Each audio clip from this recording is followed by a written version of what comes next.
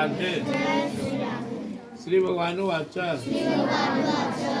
अक्षराणामकारोऽस्मि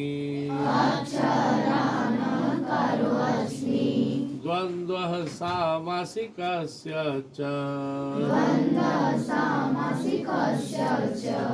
अहमेवाक्षयः कालो धाताहं विश्वतो मुखः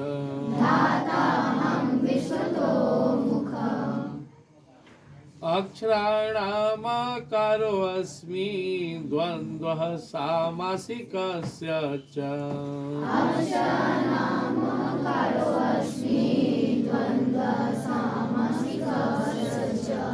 अहमेवाक्षयः कालो धाताहं विश्वतो मुखः।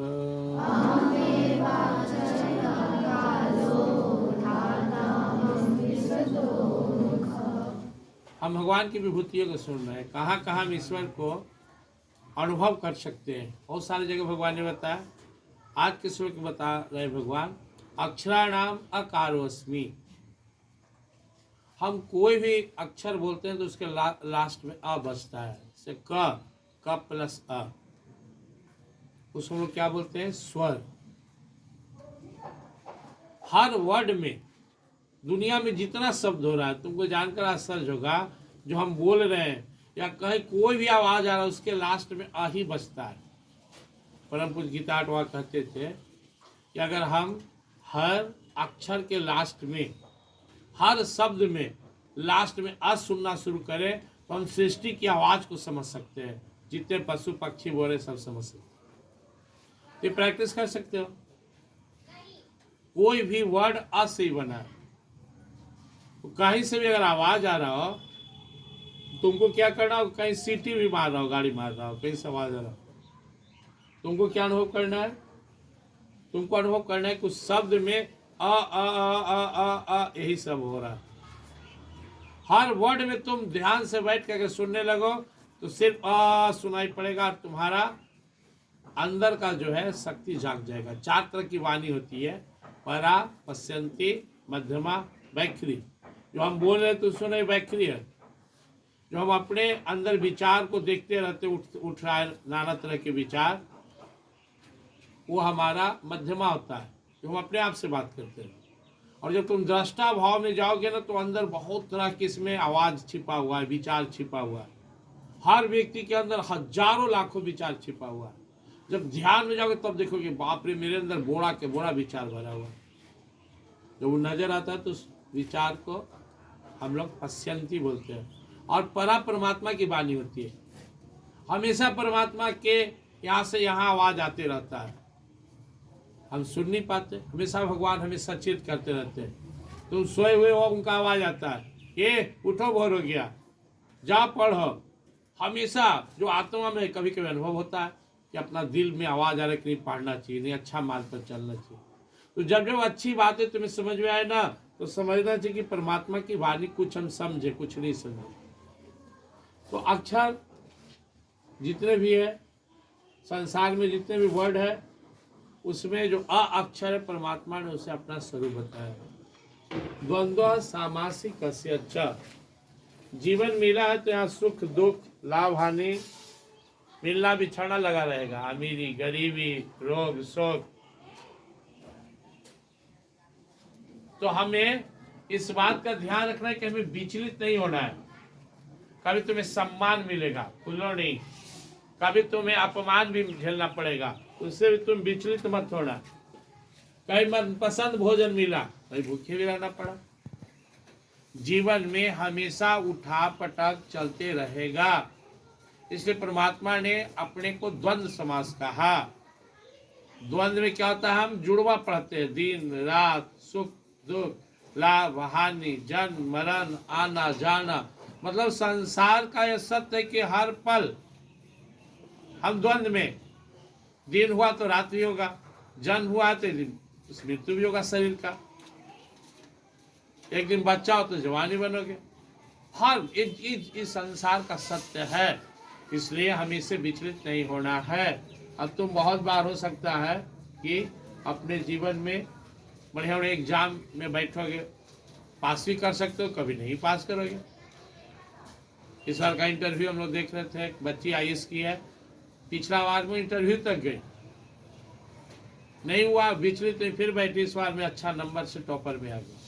तो जीवन है, उतार चढ़ाव का दूसरा नाम ही जीवन है। जीवन मतलब उतार और चढ़ाव, कभी यश होगा, कभी नो होगा, कभी अच्छा भी होगा, कभी नहीं भी होगा। तो हमें विचलित नहीं होना है। अहमे वाक छह कालो, पूरे संसार को काल खा रहा है। बच्चा जवान हो गया, क्या हुआ, बचपन उसका गया, जवान बूढ़ा हो गया, बूढ़ा समाप्त हो गया, बढ़िया बिल्डिंग बन गया, फिर वो ढहाना शुरू हो गया। कहीं जाओ, पुराना राजमहल देखो, गांव में जाओ, देखो ये कभी या कितना आलिशान भवन होगा जिसका स्थिति है। किसी वृद्ध व्यक्ति को देखो, एक दिन तुम्हारे जैसा बच्चा था, सच्चा था, सुंदर था। यही जीवन है। कभी तुम देखोगे कि तुमको लोग कितना प्यार से इज्जत करते हैं। अब दूल्हा बनोगे, बारात जाओगे, कितना लोग इज्जत करेगा, सब लटकल है। अब अंतिम शादी तुम्हारी होगी, प्राण निकल गया, इस शरीर को लोग फिर एक बार सजाएगा, लेकिन जाके शमशान घाट पर रख के काम खत्म कर। यही जीवन है, यहाँ पे चलता रहेगा। तो काल के भी काल महाकाल भगवान अपने आप को बोले, अहमे वाक छह कालो, मैं अक्षय काल हूँ, सबको खा जाऊंगा, काल को भी खाने वाला हूँ। एक दिन सबको समाप्त करके अपने आप में मिला लूंगा, फिर समय अनुसार नया सृष्टि शुरू होगी। और धाता हम विश्वतो मुखा, भगवान इस संसार को धारण कर रहे हैं। विश्वतो मुखा का अर्थ हुआ कि मेरी इतना मुख है कि उसके द्वारा मैं सबका भरण पोषण करता हूँ।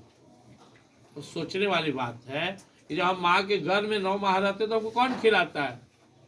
भगवान ने ऐसा व्यवस्था किया कि हम माँ के घर में भी भूखा न रहे, वहां भी नहीं मरे, वहां भी मेरी जीवन का रक्षा करते हैं। इसलिए भगवान पर भरोसा रखो। जो भगवान हमें माँ के घर में खाना का उपाय कर दिया, वहां हमारा जीवन बचा लिया, और हम उनका नाम लेकर उन पर निर्भर रखकर काम करेंगे, तो क्या वो हमें 2 रोटी नहीं जुटाएंगे?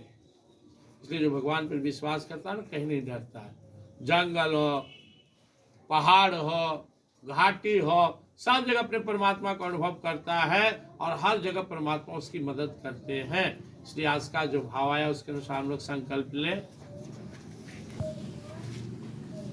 जितने भी दुनिया में शब्द है, उसके अंदर में अरूप में परमात्मा बैठे हुए हैं। संसार में द्वंद्व समास कर भगवान हम लोग को इशारा कर रहे हैं कि जीवन मरण, आना जाना, बिछड़ना, अच्छा बुरा, मान सम्मान, अपमान, जो भी हो रहा है उसमें विचलित मत होना। अपने स्वकर्म में रहते हुए परमात्मा पर निर्भर रहना। और भगवान ने काल का भी काल महाकाल अपने आप को बताया, मैं अक्षय काल हूँ, सबको समाप्त करने वाला हूँ। लेकिन परमात्मा हमेशा अक्षय है, हमेशा एक जैसा रहने वाला है। परमात्मा में कोई बदलाव नहीं आता। और लास्ट में भगवान ने कहा, धाता हम विश्वतो मुखम, समस्त संसार का भरण पोषण करने वाला, सबका असली धाता यानी परम पिता मैं ही हूँ।